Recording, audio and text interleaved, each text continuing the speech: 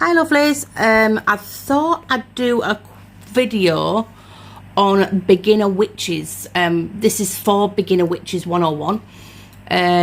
Like I've been doing this like 28 years, so I like to help people that are just coming into witchcraft and wanting to know certain stuff.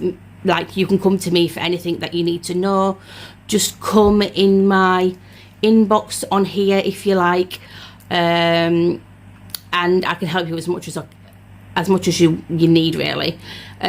What I will say is, when you're first starting out in the craft, please do not think that you need every single thing possible. You don't.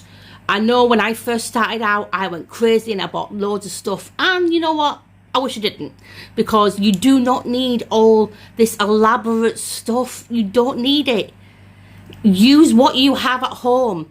If you have tea lights, you can use them. You don't need all these elaborate candles and elaborate herbs when you start out in the craft at all, honestly. Like, start off with tea lights. You don't need all these crazy bloody herbs. You don't need them. You know what I mean? Go to your grocery store where all the herbs are. You can use kitchen herbs. This is how you can use stuff. It's simple, it's affordable, and it gets stuff done. You don't need all these big, massive, huge pillar candles and all these big, elaborate herbs that are expensive. You don't need all these elaborate, expensive tools like an athame or a cauldron or anything like that. You can even use like a little heat-proof dish that's actually heat-proof. Anything like that's on a budget that you need. You do not need to use all these elaborate things. Like, use your kitchen herbs and use your tea light candles.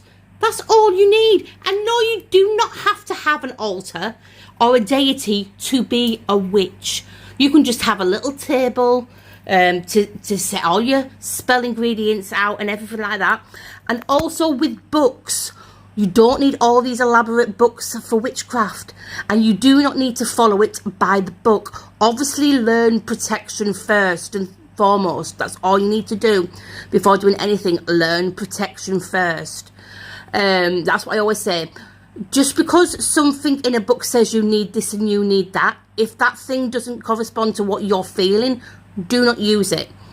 That is from the author's perspective only, and that's how they work their magic, if you know what I mean. So just use what you have at home, use your herbs and your little tea lights. That's it. Just look up correspondence.